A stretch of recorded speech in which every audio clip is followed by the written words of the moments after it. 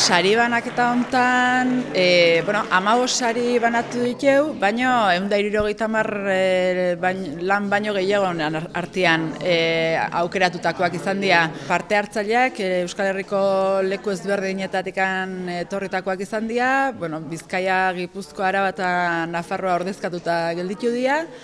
Eta, aipatzeko, irabazle nagusia edo, Trapagarangoa, bestea Olaztikoa, eta, Ondarrutik etorri zaigu, eta Arabatik, Araiatik beste bat irabazle sortatu dana. 8.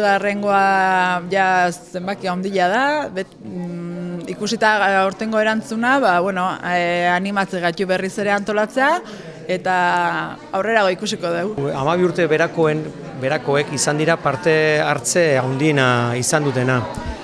Beraiek igual izan dira marrazkitan bai librena jokatu dutenak eta gaietan ere bai gai xamurrak eta aktualak edo gaurkotasuna duten gaiak atera dituztenak.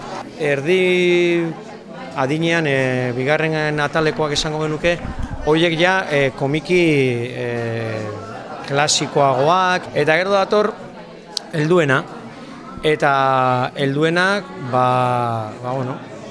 oso ondo egon dira. Historiak zentzua daukan, zuzena esaten dut euskara egoki batean idatzita dagoen, zentzua daukan, engantzatzen duen, lotzen duen, zerbait komunikatzen duen eta nola komunikatzen duen, ze elementu erabiltzen ditun.